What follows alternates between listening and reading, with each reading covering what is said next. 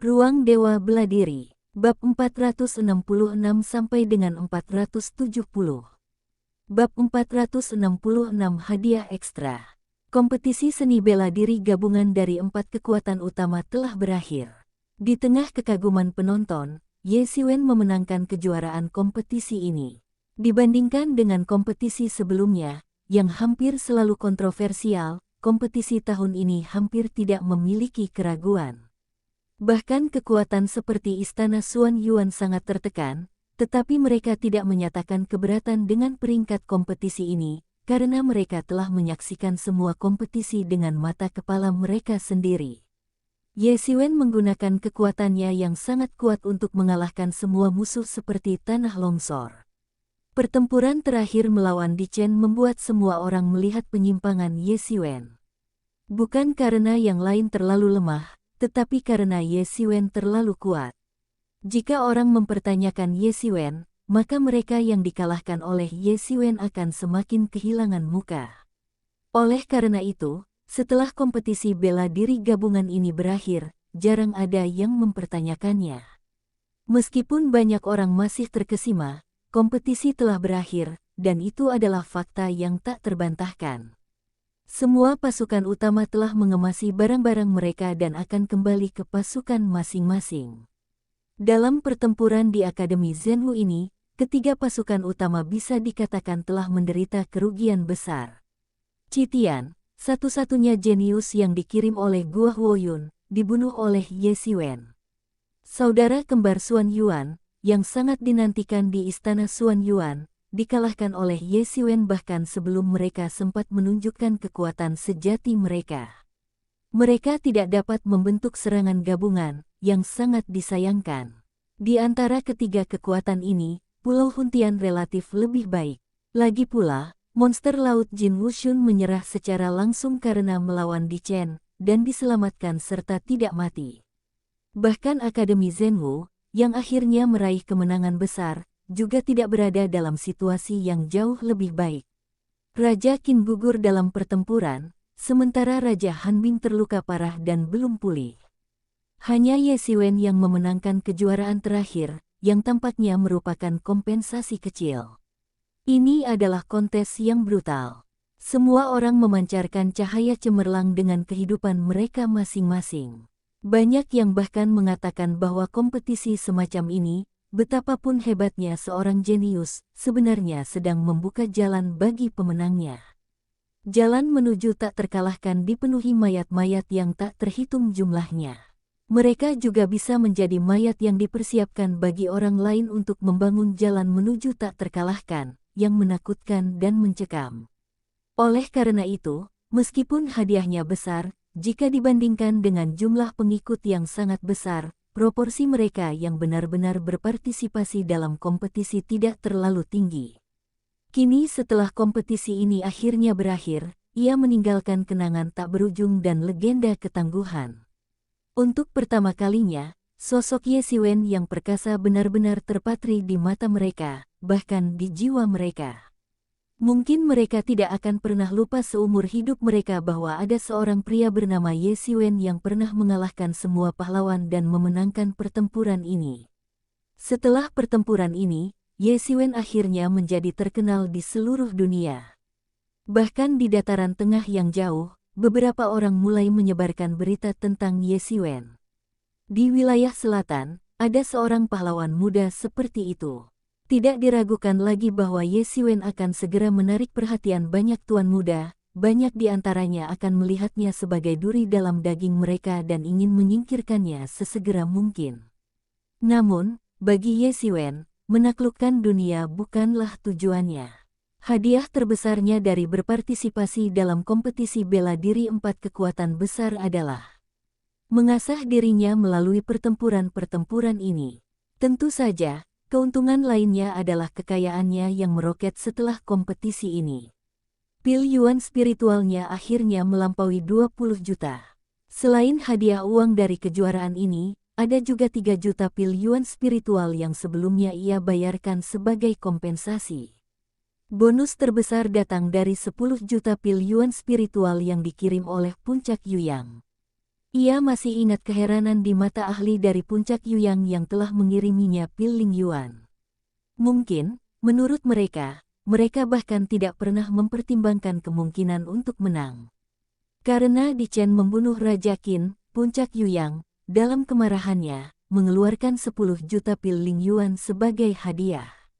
Namun, sejujurnya, mereka tidak percaya Ye Xiwen bisa membunuh Di Chen. Ye Xiwen juga cukup terkenal sebelumnya, dan sangat kuat di antara para master generasi muda. Namun, Di Chen terlalu kuat. Bahkan Raja Qin pun tak mampu bertahan lama di bawah Di Chen dan terbunuh.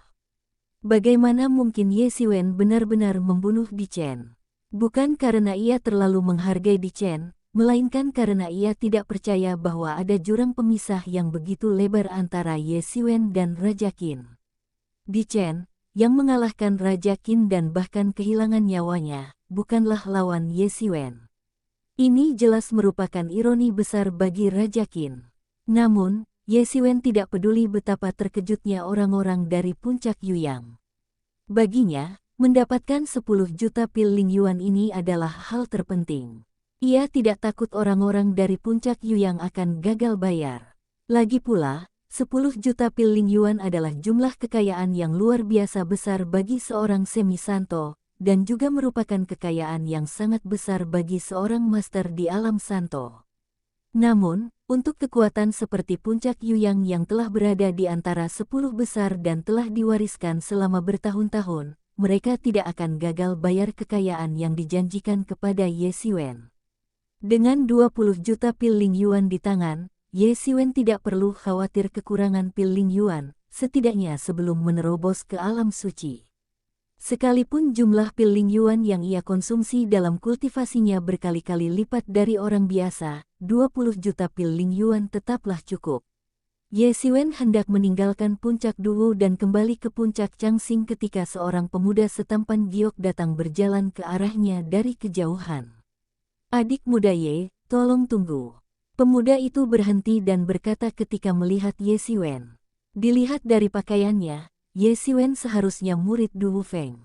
Ia memiliki aura yang terkendali, dan hukum di sekujur tubuhnya telah memadat menjadi kekuatan yang kuat dan abadi.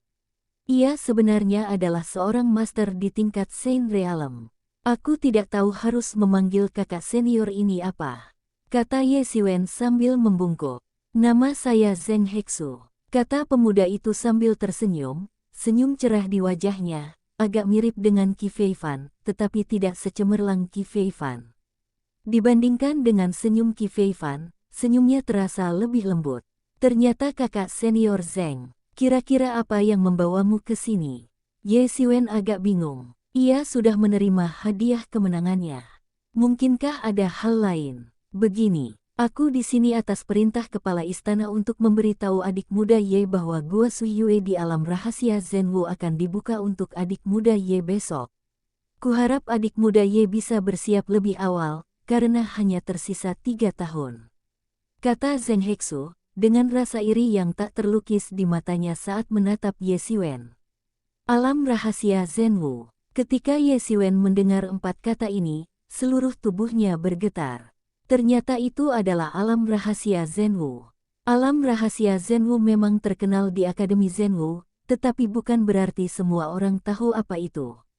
Sebaliknya, meskipun alam rahasia Zhenwu sangat terkenal, sangat sedikit orang yang benar-benar tahu apa yang terjadi di dalamnya. Karena alam rahasia Zhenwu sama sekali tidak terbuka bagi orang biasa, kecuali beberapa murid sejati, bahkan di antara murid inti, hanya beberapa murid yang sangat luar biasa dan murid benih di puncak alam suci yang memiliki kesempatan memasuki alam rahasia Zhenwu. Bagi mereka yang berada di bawah murid inti, tempat-tempat seperti alam rahasia Zhenwu hanyalah legenda yang tak berujung. Konon, inilah inti sejati Akademi Zhenwu. Banyak monster tua dan fosil hidup di Akademi Zhenwu yang dikabarkan telah meninggal atau menghilang. Semuanya telah berlatih dengan tekun di alam rahasia Zhenwu ini dengan harapan dapat mencapai alam mereka saat ini. Selain itu, Akademi Zhenwu juga merupakan tempat suci bagi banyak murid. Konon, Pendiri sekte tersebut mendirikan tradisi Tao Akademi Zenwu di alam rahasia Zenwu. Selain para tetua tertinggi, jumlah murid yang benar-benar diizinkan masuk sangat sedikit. Belum pernah terdengar ada murid di bawah murid inti yang mendapatkan kesempatan seperti itu. Terutama bagi seseorang seperti Ye Xiwen, yang meskipun bergelar murid inti, sebenarnya hanya setengah orang suci. Semakin kecil pula kemungkinan baginya untuk mendapat kesempatan itu. Siapapun yang keluar setelah masuk biasanya membuat kemajuan pesat di tahun-tahun berikutnya dan benar-benar menjadi pilar dan elit Akademi Zenwu. Karena mereka yang masuk biasanya adalah murid inti terbaik yang telah mencapai kesempurnaan agung alam suci, sedangkan yang keluar adalah murid alam suci agung, maka jalan ini juga disebut-sebut sebagai jalan pintas menuju alam suci agung. Ye Xiwen tentu saja mendambakan alam rahasia Zenwu, tetapi sejujurnya, ia belum terpikir untuk pergi ke sana. Kekuatannya belum cukup. Meskipun disebut murid inti, ia sebenarnya masih jauh dari standar murid inti dan alam suci, apalagi alam kesempurnaan agung dari alam suci, yang sangat berbeda. Selain itu, meskipun seseorang telah mencapai kesempurnaan agung alam suci, ia tidak dapat memasuki alam rahasia Zenwu. Ia juga harus memberikan kontribusi besar kepada Akademi Zenwu dan memiliki poin yang cukup untuk masuk. Di Akademi Zenwu, setiap kali kamu menyelesaikan tugas, kamu akan mendapatkan poin. Hanya dengan poin yang cukup, kamu bisa masuk dan keluar. Namun, waktu masuk dihitung dalam hari. Lebih dari setahun saja sudah bisa membuat seorang master alam suci ingin bangkrut, apalagi 3 tahun. 3 tahun adalah waktu yang sangat singkat bagi seorang pejuang, terutama untuk retret. Waktunya hanya sekejap mata. Namun, itu tergantung di mana Anda retret. Jika Anda retret di alam rahasia Zenwu, manfaat yang bisa Anda dapatkan dalam 3 tahun sungguh tak terbayangkan. Ya, adik muda Ye, penampilanmu sangat bagus kali ini, membuat kami di Akademi Zenwu sangat bangga. Mengingat penampilanmu yang luar biasa, kami akan membuka Gua Sui Yue di alam rahasia Zenwu selama 3 tahun sebagai hadiah. Zheng Hexu menatap Ye Xiwen dengan iri. Alam rahasia Zenwu adalah tempat yang bahkan hanya ia impikan. Ia masih belum punya cukup poin untuk masuk. Tentu saja, bukan berarti ia tidak bisa mengumpulkan poin bahkan untuk sehari, tetapi masuk selama 1 atau 2 hari tidak ada artinya. Ia harus menabung setidaknya sebulan agar bisa efektif. Bab 467 Organisasi Beidou. Begitu Zheng Hexu melihat Ye Xiwen, dia tahu bahwa dia mungkin tidak punya pengalaman, jadi dia mulai menjelaskan kepadanya. Alam rahasia Zenwu sangat luas dan terbagi menjadi beberapa area. Pada dasarnya, setiap area memiliki fungsi yang berbeda. Gua Sui Yue, juga dikenal sebagai surga Gua Sui Yue, sebenarnya bukanlah sebuah gua, melainkan sebuah area utuh. Pendiri Akademi Zenwu terdahulu pernah mencapai pencerahan di Gua Sui Yue di surga Gua Sui Yue, sehingga terbentuklah silsilah Akademi Zenwu. Di Gua Sui Yue ini, terdapat banyak pusaka warisan. Ada yang mengatakan bahwa pusaka-pusaka ini diciptakan oleh leluhur Akademi Zenwu dan kemudian diwariskan kepada generasi mendatang, tetapi ada pula yang mengatakan bahwa pusaka-pusaka ini selalu ada dan merupakan warisan yang menakjubkan, dan banyak pendahulu Akademi Zenwu mendapatkannya secara kebetulan. Lagi pula, siapapun yang memiliki sedikit kekuatan tahu bahwa ras manusia di alam Zenwu bermigrasi dari tempat lain, jadi pernyataan ini juga sangat populer. Dengan kata lain, penguasa istana tertinggi mengizinkan Ye Xiwen memilih salah satu warisan untuk dipraktikkan. Faktanya, meskipun ada sebanyak 77 warisan di Gua Bulan Air, secara umum, selama seseorang dapat menguasai salah satunya, ia dapat tumbuh menjadi sosok yang sangat kuat di alam suci agung. Mengenai mempelajari 749 jenis keterampilan sekaligus, belum ada yang mampu melakukannya. Sepertinya tidak ada yang bisa melakukannya kecuali pendiri Akademi Zenwu yang konon telah meletakkan fondasi besar bagi umat manusia. Masing-masing dari 749 warisan menakjubkan ini memiliki kekuatan luar biasa dan layak dipelajari seumur hidup. Jika Anda memaksakan diri mempelajari banyak hal, Anda akan tahu sedikit tentang segalanya, tetapi tidak ada yang benar-benar mahir. Lebih baik memiliki satu keterampilan saja. Bagaimanapun, hadiah seperti itu jelas sangat murah hati bagi Ye Xiwen. Saya pikir manajemen puncak seharusnya sangat puas kali ini. Baru sekarang Ye Xiwen akhirnya merasakan betapa pentingnya para petinggi baginya. Dibandingkan dengan yang lain, kemajuan ranahnya selalu tertinggal dari mereka, sehingga para petinggi masih ragu untuk fokus melatihnya. Terutama mereka yang berada di aula penegakan hukum, yang memusuhi Ye Xiwen, bahkan lebih enggan melihatnya mendapatkan perhatian seperti itu. Namun, terlepas dari kesediaan mereka, setelah memenangkan kejuaraan, tak seorang pun bisa mengabaikannya lagi. Ini membuat Ye Xiwen bersemangat. Bukankah ini yang dia inginkan? Setelah memenangkan kejuaraan, Ye Xiwen tiba-tiba menjadi selebritas yang terkenal, terutama di kalangan generasi muda yang menganggapnya sebagai yang terbaik. Awalnya, beberapa orang merasa tidak puas dengan Ye Xiwen, tetapi setelah semua ini, tidak ada lagi yang merasa tidak puas dengan Ye Xiwen. Kekuatan Ye Xiwen memang nyata. Setelah berpamitan dengan Zheng Hexu, ia segera kembali ke puncak Changxing. Ia tidak ingin menjadi makhluk langka yang dipandang orang lain, jadi ia harus menunggu hingga periode ini berakhir dan kegembiraan semua orang mereda, baru kemudian semuanya kembali normal. Ye Xiwen baru saja kembali ke puncak Changxing. Ia melihat seorang pendeta Tao muda berdiri di puncak gunung, menatapnya sambil tersenyum. Jubah putih bulannya berkilauan dengan cahaya keperakan redup di bawah sinar bulan, membuatnya tampak seperti seorang abadi, tak ternoda debu. Usianya sekitar 25 atau 26 tahun, penampilannya biasa saja, tetapi dia memiliki aura bersih tanpa debu yang membuat orang-orang memandangnya sinis. King Su. Ye Xiwen memanggil identitas pengunjung itu. Melihatnya, ia pun sangat terkejut. Ia tak pernah menyangka akan bertemu King Su di sini.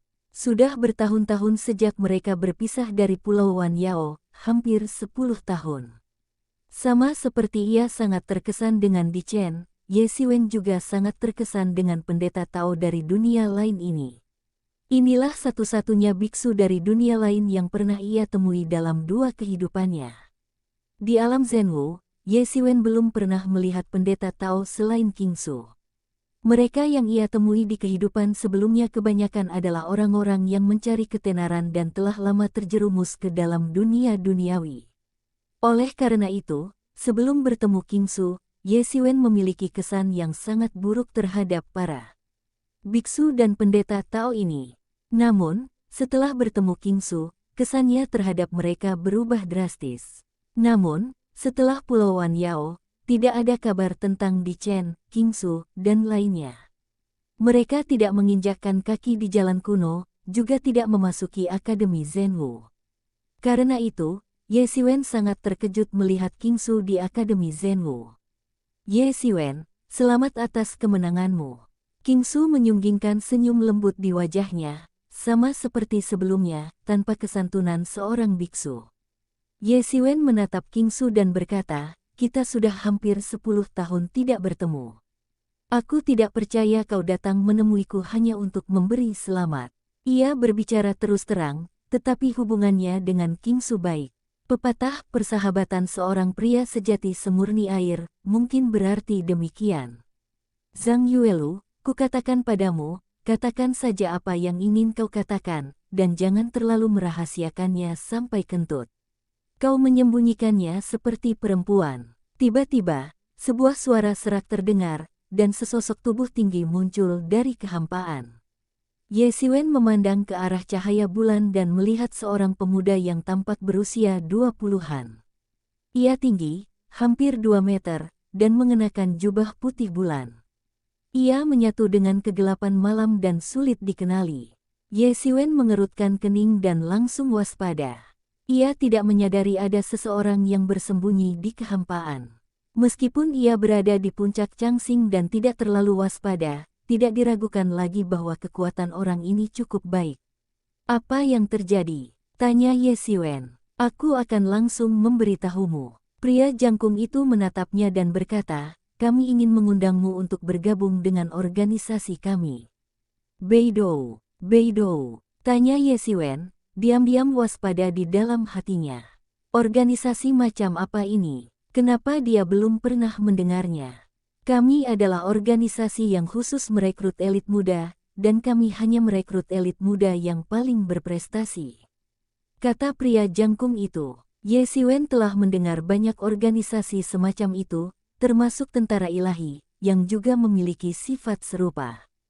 Hanya saja, meskipun semuanya merupakan organisasi sejenis, kekuatan mereka sangat bervariasi. Ada yang menyasar elit suatu wilayah, ada yang menyasar sebuah negara, dan ada pula yang menyasar sebuah kota. Apakah kamu juga anggota organisasi ini? Ye Xiwen menatap Kingsu. Jika itu hanya organisasi biasa, Ye Xiwen tidak akan menganggapnya serius sama sekali. Dia bisa mendirikan organisasi serupa kapan saja dan di mana saja, tetapi dia tidak pernah tertarik. Bahkan pendirian Paviliun Qianyu bukanlah niat awalnya, ia hanya ingin berlatih dengan bebas dan tanpa batasan apapun. Namun, jika Lian Qingsu juga anggota organisasi ini, situasinya akan sangat berbeda. Kekuatan Qingsu selalu misterius dan tak terduga, dan ia tak mampu menembusnya. Ditambah dengan pria yang sama misteriusnya ini, kekuatan organisasi ini seharusnya cukup besar. Ya, Qingsu mengangguk tanpa menyangkal. Saat ini, Ye Xiwen sedang melihat jubah tao putih bulan miliknya dan jubah putih bulan milik pria itu, dan keduanya memang benar-benar sama persis. Awalnya, kami datang ke sini untuk memeriksa Di Chen, tetapi kami menemukan bahwa Anda lebih cocok, jadi kami datang untuk mengundang Anda. Kata pria itu dengan ringan.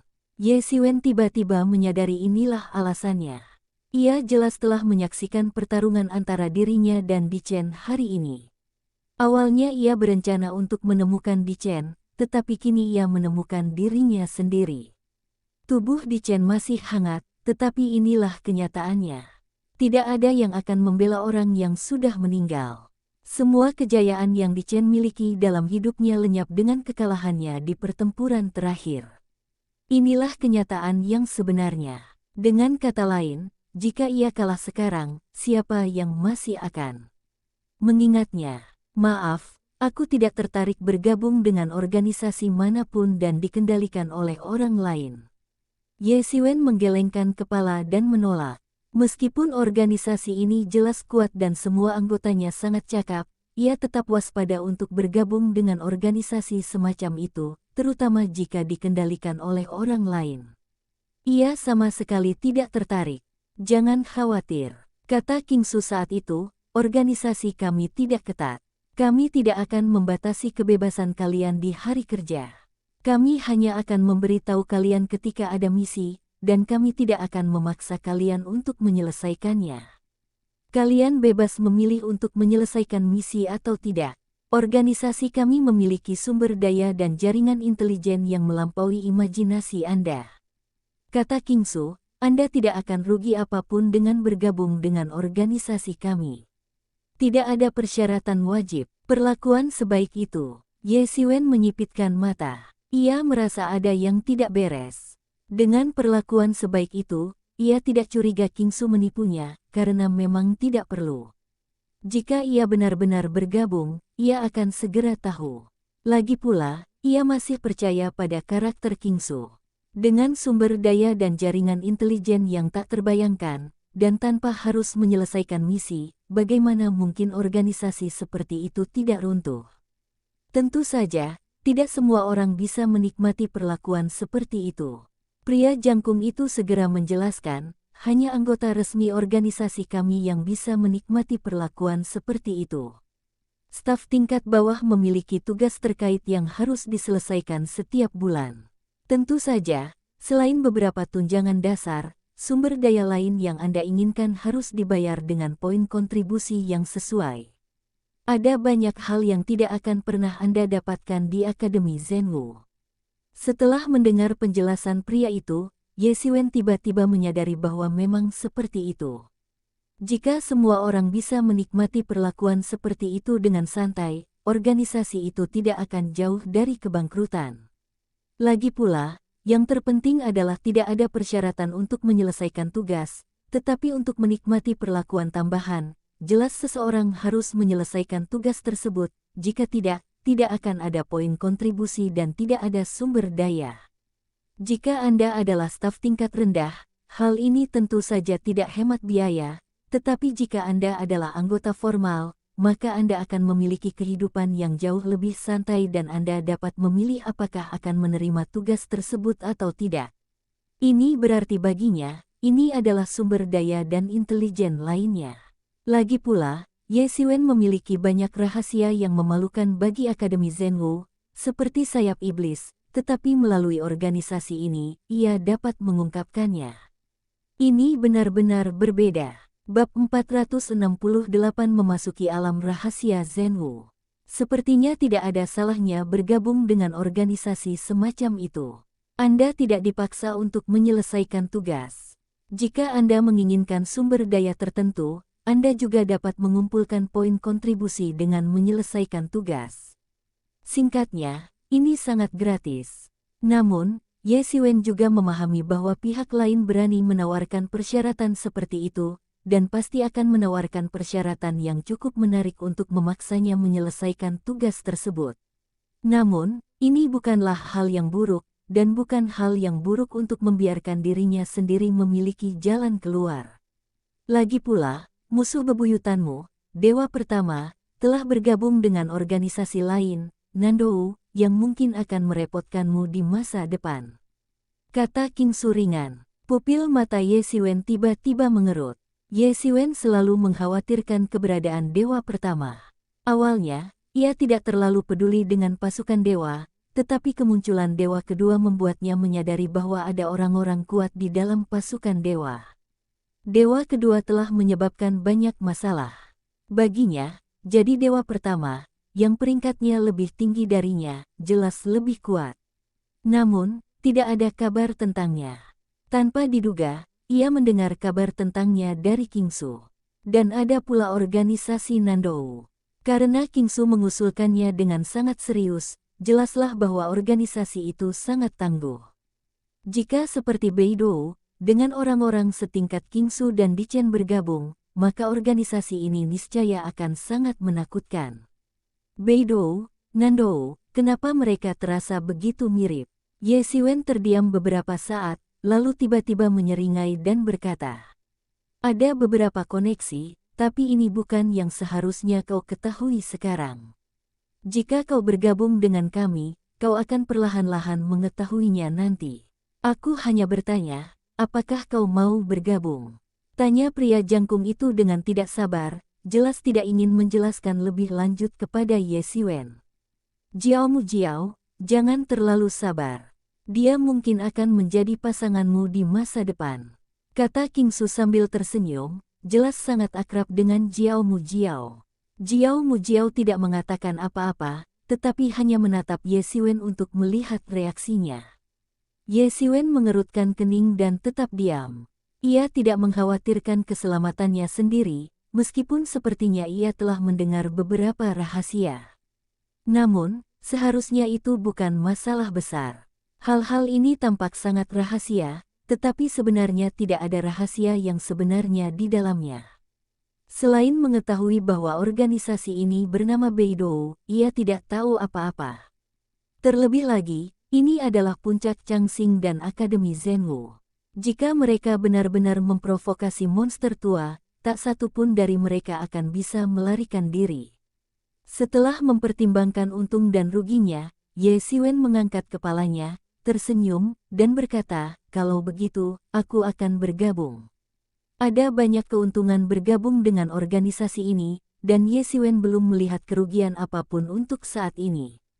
Jika tidak berhasil, ia bisa pergi begitu saja ketika saatnya tiba. "Oke, bagus sekali." Jiao Mu Jiao tertawa. Setelah setuju untuk bergabung dengan organisasi Beidou, Ye Xiwen akhirnya mengetahui sedikit tentang organisasi ini. Organisasi ini merekrut elit-elit terbaik dari generasi muda. Jumlah anggotanya tidak banyak. Jika anggota tingkat bawah tidak dihitung, anggota yang sebenarnya, selain 7 bintang biduk, hanyalah 7 bintang naga biru timur dan 7 bintang burung vermilion selatan. Ke-14 anggota ini bahkan belum lengkap, bahkan tidak sampai 20 orang. Setelah Ye Siwen bergabung, ia menjadi Kang Jinlong di antara 7 bintang naga Asure Timur. Awalnya, posisi ini diperuntukkan bagi Di Chen, tetapi sekarang jatuh ke tangan Ye Siwen.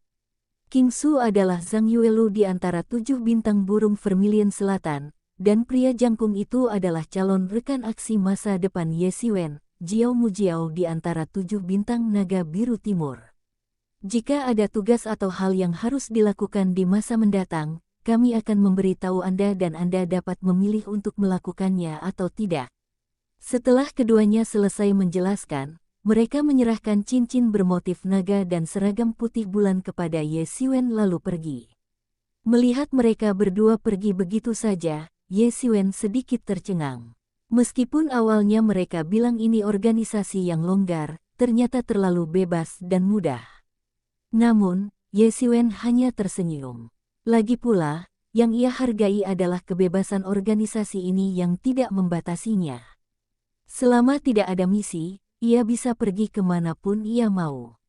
Bahkan jika ada misi, ia bisa memilih untuk tidak menerimanya. Tidak apa-apa baginya untuk tidak pernah menerima misi seumur hidupnya. Namun, jika Anda ingin menikmati manfaat tambahan, Anda tentu harus menyelesaikan tugas-tugasnya. Semuanya berdasarkan poin kontribusi. Tanpa poin kontribusi, Anda tidak dapat menikmati apapun. Ia bisa memahami hal ini. Lagi pula, agar sebuah organisasi tumbuh dan menjadi lebih kuat, selain memberikan manfaat bagi para anggotanya, ia juga membutuhkan sumber daya yang besar. Ini mirip dengan prinsip sebuah sekte yang tumbuh dan menjadi lebih kuat. Jika seseorang hanya memberi tanpa meminta imbalan, maka pemimpin organisasi ini gila atau punya rencana besar. Kalau begitu, Ye Siwen tidak akan bergabung. Tak ada makan siang gratis di dunia ini. Kebenaran dunia adalah pasti ada imbalan atas usaha kita. Memikirkan hal ini, Ye Siwen menggelengkan kepalanya dan tertawa, berbalik dan memanjat puncak Changsing, sosoknya terbentang di bawah sinar bulan. Malam itu, Ye Siwen, Qi Feifan, dan sekelompok orang merayakan kemenangannya semalaman. Keesokan paginya, ia langsung pergi ke puncak Duwu tanpa mengganggu siapapun. Keberadaan alam rahasia Zhenwu juga menjadi faktor utama yang menjadikan puncak Duwu sebagai inti Akademi Zhenwu. Semua orang tahu bahwa ini adalah tempat paling menakutkan di Akademi Zhenwu, tempat seorang senior tua yang dikabarkan telah meninggal dunia bertahun-tahun yang lalu mungkin tiba-tiba muncul. Adik muda Ye, suara Zheng Hexu terdengar dari kejauhan. Zheng Hexu menghampirinya dengan senyum di wajahnya. Halo, kakak senior Zheng. Sapa Ye Siwen sambil membungkuk. Zheng Hexu tidak berbasa-basi dengan Ye Siwen dan berkata langsung, ikuti aku ke alam rahasia Zhenwu. Mengikuti Zheng Hexu, Ye Siwen berjalan menyusuri puncak Duwu sampai ke kedalaman puncak Duwu, menuju ruang terbuka yang terpencil dan sepi. Saat mereka berdua duduk, seorang lelaki tua berjalan dengan susah payah. Zheng Hexu segera melangkah maju dan memberi hormat, sambil berkata, "Salam, senior. Saya di sini atas perintah kepala istana untuk membawa saudara muda Ye ke alam rahasia Zhenwu." Pria tua kurus yang terhuyung-huyung itu menatap Ye Siwen, senyum muncul di wajahnya, dan dia berkata, "Kau Ye Siwen. Lumayan, lumayan." Tampaknya dia sangat mengagumi Ye Siwen. "Terima kasih atas kata-kata baikmu, senior." Ye Siwen membungkuk cepat. Pria tua itu tampak goyah, seolah-olah ia bisa tertiup angin dan mati di saat berikutnya, tetapi ia sama sekali tidak berani meremehkannya. Mungkinkah orang yang diutus untuk menjaga gerbang alam rahasia Zhenwu adalah orang biasa? Aku tidak bicara sembarangan. Tidak banyak anak muda dengan potensi sepertimu sekarang. Mata lelaki tua itu berbinar, seolah ia bisa melihat semua rahasia Ye Siwen. Sekilas ia melihat auranya lembut dan ia telah memadatkan ribuan hukum. Secercah kejutan melintas di matanya.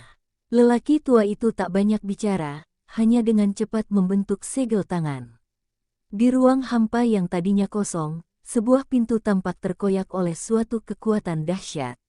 Ledakan, disertai suara gemuruh, seluruh kehampaan itu terbelah menjadi dua bagian, menampakkan dunia lain, dengan gunung-gunung dan sungai-sungai yang saling bersandar, gunung-gunung tinggi dan air yang mengalir, awan-awan tipis dan angin sepoi-sepoi, semuanya bagaikan dunia kecil lainnya. Mereka berdua langsung masuk ke alam rahasia Zhenwu. Ye Xiwen memandang ke kejauhan, tetapi tak dapat melihat ujungnya sama sekali. Luas alam rahasia Zhenwu jauh melampaui imajinasinya. Energi spiritual yang kaya membanjiri dirinya, begitu kaya sehingga Ye Xiwen dapat dengan mudah melihatnya dengan mata telanjang. Energi spiritual itu berkali-kali lipat lebih kaya daripada di luar. Nadi spiritual di bawah tanah mendidih. Ye Xiwen bahkan bertanya-tanya apakah ada nadi naga di antara mereka. Jika memang ada, ini seharusnya ketiga kalinya Ye Xiwen melihat pembuluh darah naga. Pertama kali, pembuluh darah itu mati, dan hanya tersisa beberapa sumsum naga. Kedua kalinya, pembuluh darah naga itu terkurung di bawah tanah dan terkunci rapat. Mungkin ada pembuluh darah naga yang terkurung di dalamnya, tetapi ini hanya tebakan. Dia tidak punya bukti. Tentu saja, kalaupun ada, dia tidak bisa melihatnya. Benda suci semacam itu pasti memiliki banyak guru di sekitarnya, yang merupakan jaminan mendasar bagi kemakmuran Akademi Zhenwu. Perbedaan terbesar antara urat naga dan urat roh adalah urat naga dapat membawa keberuntungan dan melindungi perkembangan kekuatan sekte. Selama urat naga belum habis, keberuntungan sekte akan sulit habis.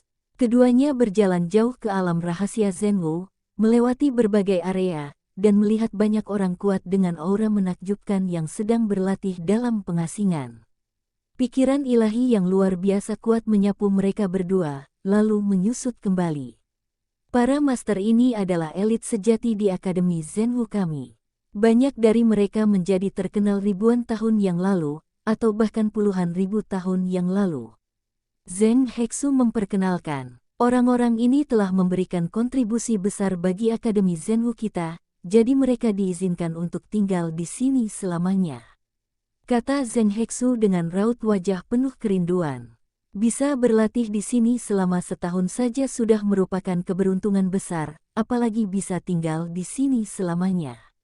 Ye Xiwen mengangguk, bukannya dia tidak melakukan apa-apa tadi malam. Tentu saja, pemahamannya tentang alam rahasia Zhenwu berbeda dengan yang dia ketahui kemarin. Banyak master di alam Sein bahkan tidak bisa tinggal di sana selama setahun, apalagi tinggal di sini selamanya. Orang-orang ini tidak tahu kontribusi apa yang mereka berikan kepada Akademi Zhenwu sehingga mereka mendapatkan kekuatan seperti itu. Dia tidak dapat menahan rasa takjubnya. Gua Suiyue terletak di posisi inti alam rahasia Zhenwu. Kemajuan Zheng Hexu tidak pesat. Orang yang benar-benar ingin datang berlatih kali ini adalah Ye Xiwen, dan dia hanya memimpin jalan. Meskipun dia tidak bisa berlatih menyendiri di sini, ada baiknya dia tinggal sedikit lebih lama. Ye Xiwen tidak menganggapnya serius. Ia hanya ingin melihat-lihat tempat-tempat di sepanjang alam rahasia Zhenwu.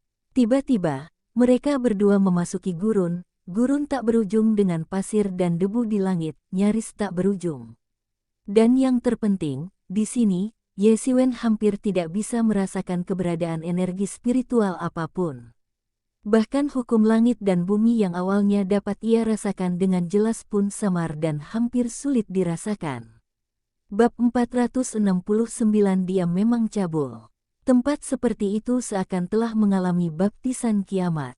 Semua energi spiritual telah bocor keluar, dan semua hukum telah terganggu, membuat Ye Xiwen merasa seolah-olah kembali ke dunia kehidupan sebelumnya, era akhir hukum. Tempat apa ini? Bagaimana mungkin ada tempat seperti itu di alam rahasia Zhenwu? Tanya Ye Xiwen. Tempat ini benar-benar mengubah kesan Ye Xiwen tentang alam rahasia Zhenwu. Dalam kesan awal Ye Xiwen, Alam rahasia Zhenwu tidak penuh dengan harta karun langka, tetapi hampir sama. Apa yang ia lihat di sepanjang jalan ternyata mirip dengan dugaannya, jadi ia tidak menyangka akan ada tempat seperti itu. Di kejauhan, pasir dan debu mengepul, dan angin utara bersiul lewat. Di hamparan pasir dan debu yang tak berujung, sesosok tubuh perlahan melangkah. Tak ada jejak fluktuasi energi sejati di tubuhnya, juga tak ada fluktuasi hukum. Ia tampak seperti orang biasa, melangkah dengan susah payah di antara pasir dan debu. Ia tampak dibebani kekuatan yang luar biasa berat, dan setiap langkah ia menapaki tanah. Entah berapa lama waktu berlalu sebelum ia sampai pada kedua orang itu, tetapi seolah tak melihat apa-apa, ia melewati mereka, pikirannya terfokus, dan segala sesuatu di dunia berubah menjadi ketiadaan di dalam hatinya. Dia berjalan selangkah demi selangkah, tetapi di mata Ye Xiwen ada aura yang menakutkan. Setelah pria itu pergi, Zheng Hexu angkat bicara, orang-orang itu pertapa. Dunia ini memang diciptakan khusus untuk mereka. Mereka mungkin orang-orang terkuat di Akademi Zhenwu kita, tapi mereka juga sekelompok orang gila. Ketika berbicara tentang orang gila itu, wajah Zheng Hexu menampakkan ekspresi ketakutan. Biksu pertapa, Ye Xiwen, telah membaca catatan tentang orang-orang ini dalam beberapa kitab suci.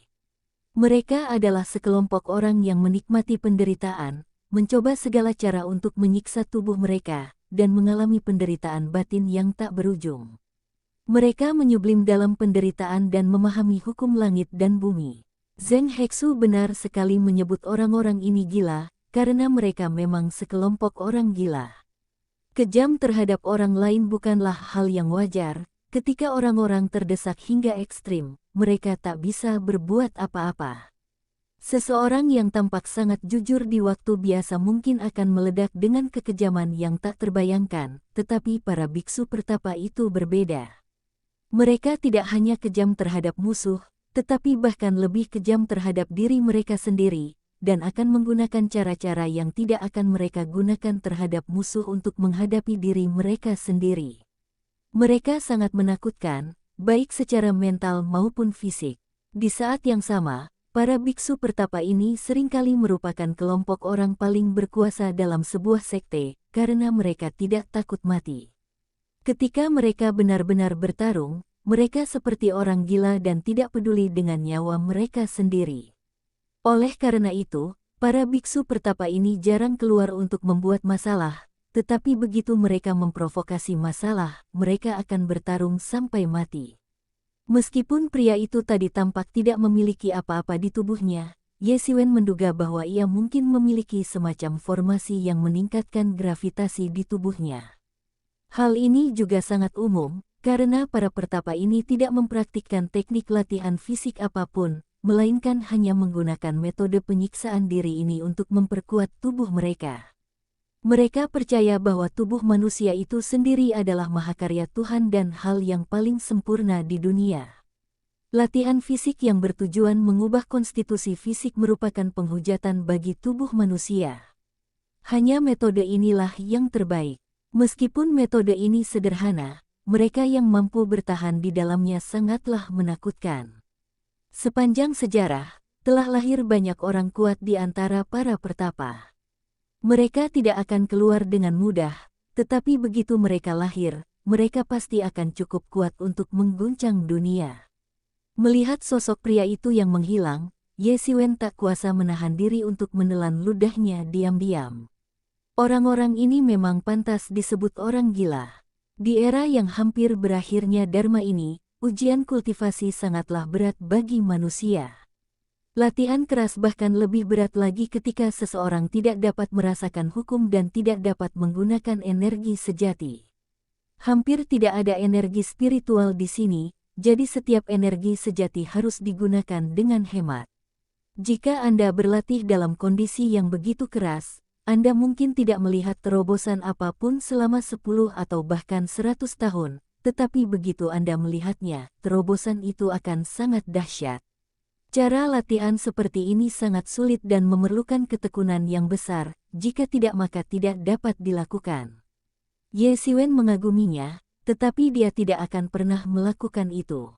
Mereka berdua melewati area yang tampak seperti akhir era Dharma ini dan langsung menuju ke tempat paling inti di alam rahasia Zhenwu. Sesampainya di sana, bahkan Zheng Hexu, seorang guru besar di alam suci, harus berhati-hati. Dari waktu ke waktu, pikiran ilahi yang kuat akan menyapu mereka, dan mereka tidak akan menghilang sampai mereka berdua memasuki lokasi surga Gua Suyue.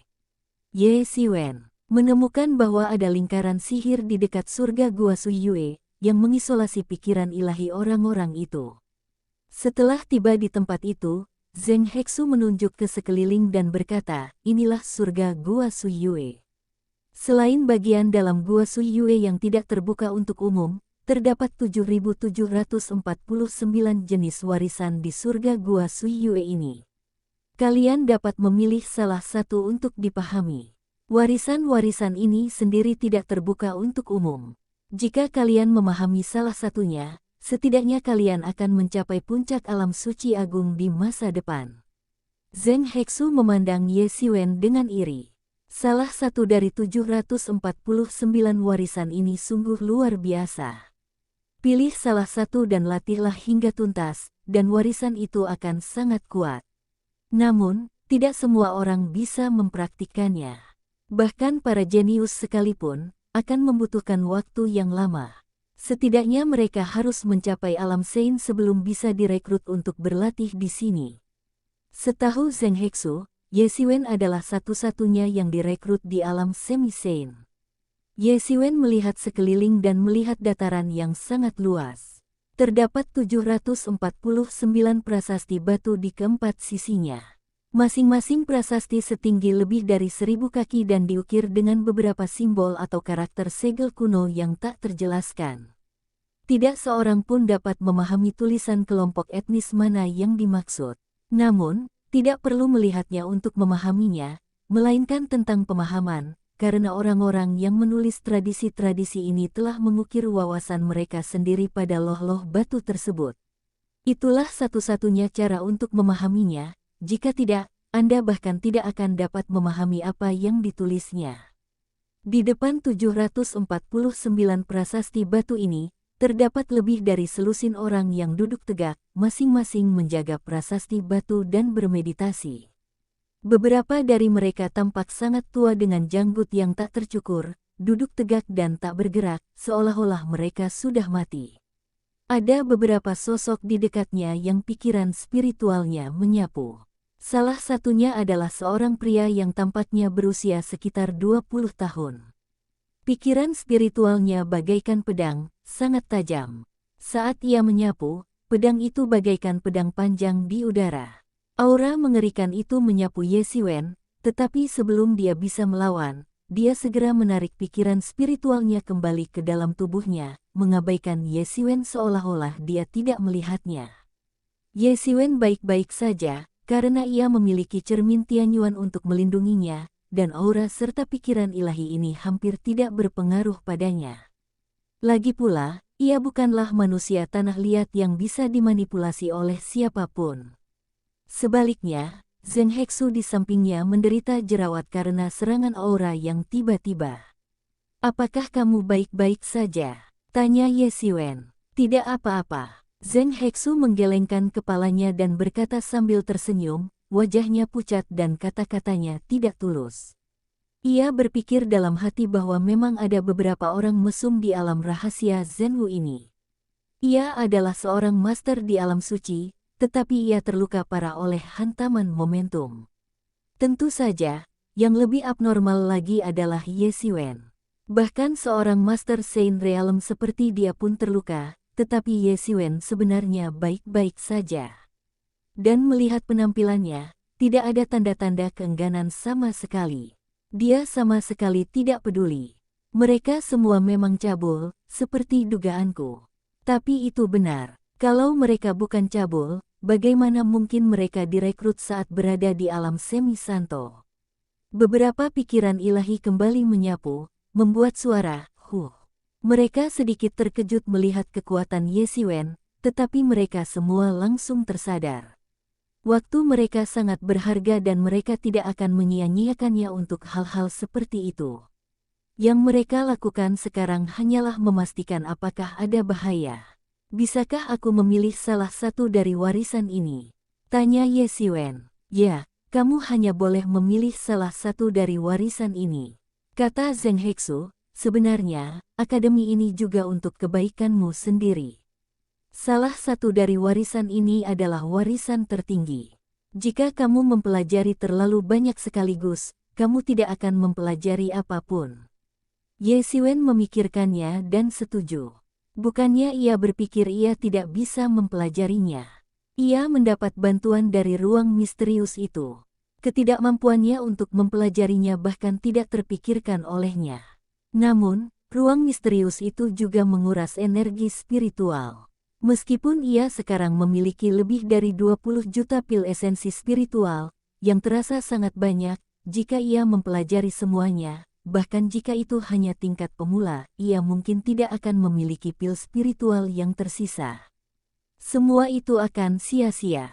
Dalam hal mewarisi keterampilan unik dan teknik rahasia, semakin banyak semakin baik. Hal pertama yang perlu dipertimbangkan adalah apakah itu cocok untuk Anda, dan hal kedua yang harus dilakukan adalah melatihnya sedalam mungkin. Ia telah mulai mempelajari warisan miliknya sendiri, keterampilan uniknya sendiri, dan teknik rahasianya, jadi yang terpenting baginya sekarang bukanlah mempelajari lebih banyak teknik rahasia lagi, karena ia sudah memiliki banyak, tetapi menyatukan teknik rahasia tersebut menjadi satu, dan membentuk sebuah sistem. Ia telah mempelajari banyak seni rahasia, termasuk seni generasi Phoenix Surgawi, seni tubuh tiran, telapak naga melingkar, segel pembalik langit, dan sebagainya. Masing-masing memiliki efek dan kekuatan ajaibnya sendiri, tetapi keterampilan unik ini berasal dari berbagai kekuatan, bahkan berbagai kelompok etnis, dan tersebar luas. Prioritas utama Ye Xiwen adalah mengintegrasikan semua seni rahasia ini ke dalam satu sistem. Cepat atau lambat, ia akan dapat terlahir kembali dan menciptakan seni rahasianya sendiri. Ini sebenarnya mirip dengan ketika seorang semi-santo menerobos ke alam santo. Hukum-hukum yang tersebar dan tidak teratur juga perlu dihubungkan untuk membentuk situasi yang tersebar tetapi tidak kacau. Begitulah yang terjadi pada Ye Xiwen sekarang. Meskipun ia memiliki banyak keahlian dan teknik rahasia yang unik, banyak di antaranya berasal dari sistem yang berbeda dan tidak dapat digabungkan dengan mulus. Bahkan, masih terdapat hambatan. Oleh karena itu, baginya, tidak masalah apakah ia bisa mempelajari semuanya atau tidak. Mengingat kondisi pil Ling Yuan di tasnya, mempelajari lebih sedikit tetapi lebih baik menjadi pilihan yang tak terelakkan. Setelah mengambil keputusan, Ye Xiwen mulai memilih warisan ini. Bab 470 Pemahaman, Kultivasi. Warisan tersebut pada dasarnya bermacam-macam, ada yang berupa jurus-jurus bela diri, ilmu kebatinan, dan lain sebagainya. Tangan naga merak, kilatan burung bangau langit, kekuatan Samsung, tinju Hunyuan, langkah sakit cinta. Satu demi satu warisan yang menakjubkan menarik perhatian Ye Xiwen. Prasasti-prasasti batu raksasa menjulang dari tanah, berdiri di antara langit dan bumi, semuanya dengan momentum yang luar biasa. Masing-masing prasasti sangat mengerikan, mengandung kebenaran hakiki langit dan bumi. Kebenaran hakiki langit dan bumi yang terkandung di dalamnya saja dapat dengan mudah membunuh seorang suci yang perkasa. Melihat ini, Ye Xiwen mengerutkan kening. Kemungkinan besar, ini bukan warisan para pendahulu Akademi Zhenwu, karena ia merasa warisan ini sangat luar biasa. Tak heran jika dikatakan bahwa jika seseorang dapat memahami salah satunya, ia dapat menguasai dunia Zhenwu. Saat dia berjalan, Ye Xiwen mengamati area sekitar, tetapi dia tidak menemukan sesuatu yang layak dipelajari. Tiba-tiba, Ye Xiwen berhenti di depan sebuah prasasti batu. Berdiri di depan prasasti batu itu, ia benar-benar dapat merasakan bahwa sutra Guanren di dalam tubuhnya diaktifkan secara tak kasat mata dan mulai beroperasi tanpa sadar mengikuti lintasan misterius. Tata surya kecil di dalam tubuhnya benar-benar mulai beroperasi terus-menerus. Dalam kegelapan, seolah-olah itu telah menjadi alam semesta nyata. Ye Siwen tiba-tiba merasa ngeri dan mendongak tiba-tiba, hanya untuk melihat bahwa prasasti batu itu dipenuhi dengan kekacauan, dengan pola bintang-bintang abadi, nebula yang berputar, dan alam semesta yang berputar. Setiap kali aku memandangnya, rasanya hampir berbeda. Terkadang aku bisa melihat seluruh alam semesta, dan terkadang aku hanya bisa melihat satu bintang. Dalam perubahan yang begitu cepat, jiwaku seakan ditarik dan dicabik-cabik. Hu. Ye Siwen terus terengah-engah. Ia baru melihatnya sebentar. Jiwanya seakan telah melewati bertahun-tahun yang tak terhitung jumlahnya, dan seluruh punggungnya basah kuyup. Apa nama prasasti batu ini? Aku pilih yang ini. Ia menyusuri jalan setapak dan membaca lusinan warisan, tetapi tak satu pun yang selaras dengan sutra Guanren di dalam dirinya. Namun, warisan yang satu ini selaras. Ia mempercayai penilaiannya sendiri. Yang ini disebut tinju debu bintang penghancuran besar. Zheng Hexu berpikir sejenak dan berkata, ini teknik tinju yang sangat ampuh. Konon, setelah menguasainya dengan sempurna, seseorang bisa menangkap bintang dan bulan, bahkan meledakkan bintang hanya dengan satu pukulan. Ye Siwen tak kuasa menahan rasa takjub. Ia mampu menghancurkan bintang hanya dengan satu pukulan. Kekuatan sebesar itu, setidaknya seorang kultivator alam Sein Agung pasti tak akan mampu melakukannya. Terlalu kuat, asteris. Tapi gaya tinju ini sangat aneh, dan hampir tak seorang pun bisa benar-benar memahaminya. Sepertinya dalam sejarah, hanya pendiri puncak Changxing Mu yang pernah memahaminya. Kata Zheng Hexu, hanya leluhur puncak Changxing yang pernah menyadari hal ini. Mungkinkah ada misteri di dalamnya? Namun, ia juga melihat dengan jelas bahwa sutra Guanren di tubuhnya juga bergerak secara misterius. Mungkinkah ada hubungannya? Memikirkannya, Ye Siwen tiba-tiba teringat bahwa perasaan ini sangat mirip dengan saat ia memahami sutra Changxing di puncak Changxing. Itu juga merupakan dinding batu. Mungkinkah ini sebenarnya serangkaian latihan yang cocok? Sutra pengamatan manusia yang ia ciptakan juga terinspirasi oleh sutra Changxing dan ada beberapa hubungan di antara keduanya. Mungkinkah demikian? Bertahun-tahun yang tak terhitung jumlahnya berkelebat di benak Ye Siwen. Namun, sesaat kemudian, ia tersenyum dan berkata, aku mengerti. Aku akan memilih warisan ini. Yah, Zheng Hexu menatap Ye Siwen, merasa agak malu. Hampir tidak ada yang bisa memahami prasasti batu ini, tapi terserah padamu. Kalau kau memang tidak bisa, jangan memaksakan diri. Kau selalu bisa mencari prasasti batu lain. Ya, Ye Siwen mengangguk. Dia jelas tidak sebodoh itu. Kalau memang tidak berhasil, dia tidak akan memaksakannya. Kalau begitu, aku pamit dulu dan menunggu kabar baik dari adikku. Zheng Hexu menatap Gua Suiyue dengan agak enggan, dan akhirnya memutuskan untuk pergi. Setelah Zheng Hexu pergi, Ye Siwen duduk bersila di depan Great Destruction Stardust Feast. Ia mendongak dan menatap prasasti batu yang konon mencatat jurus tinju debu bintang penghancuran besar. Prasasti batu ini berbeda dari rahasia bela diri biasa. Rahasia bela diri biasa akan langsung memberitahu cara berlatih, dan setiap perubahan akan dijelaskan dengan jelas, lalu Anda tinggal melakukannya. Namun, warisan yang sungguh dahsyat ini seringkali perlu dipahami sendiri, seperti halnya telapak Panlong di awal yang perlu dipahami sendiri. Ia adalah semacam jiwa yang tertinggal. Jika bukan karena ruang misterius di awal, dengan kekuatan dan wilayahnya saat itu, keinginan untuk memahami telapak Panlong akan menjadi lelucon. Tanpa ruang misterius yang dapat menguraikan telapak Panlong hingga hampir ekstrim, mustahil baginya untuk memahaminya. Meski begitu, ia tetap harus memahaminya langkah demi langkah dan berlatih terus-menerus.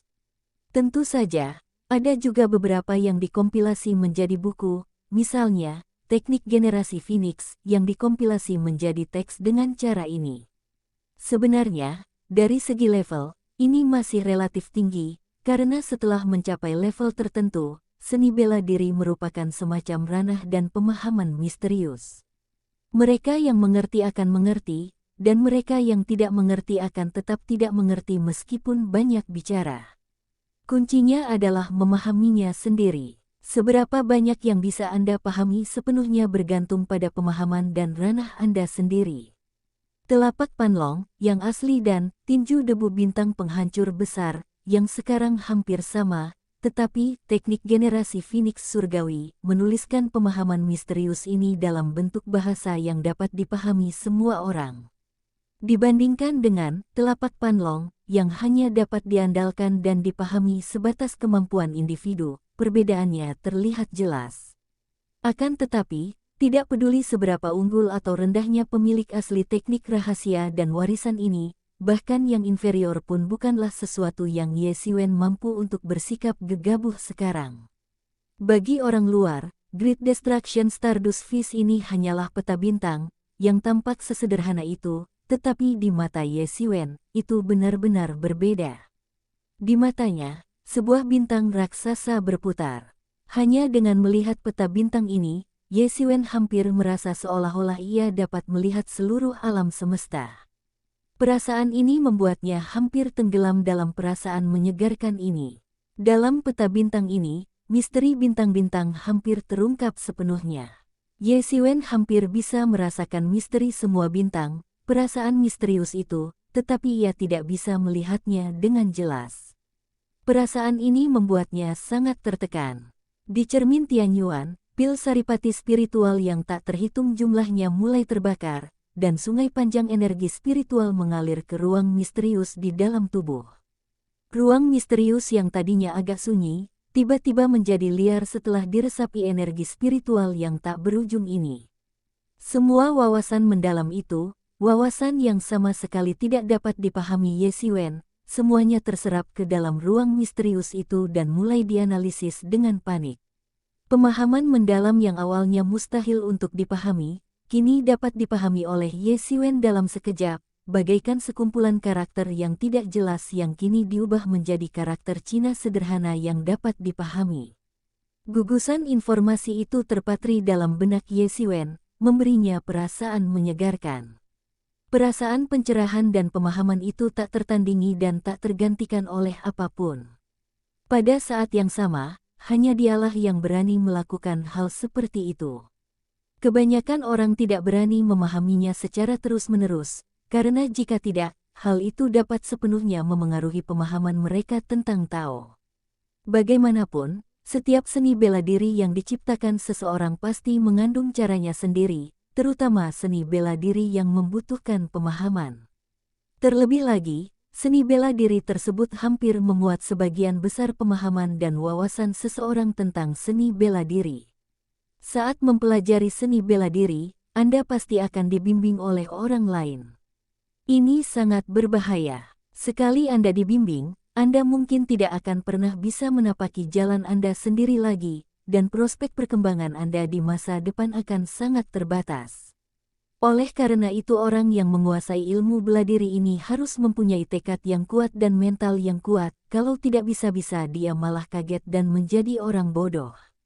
Bahkan para jenius tak tertandingi, itu pun tak akan pernah berani membenamkan diri sepenuhnya di dalamnya seperti Ye Xiwen, karena mereka mungkin tak akan pernah bisa lepas. Hanya dia yang bisa melakukan ini dengan bantuan ruang misterius itu.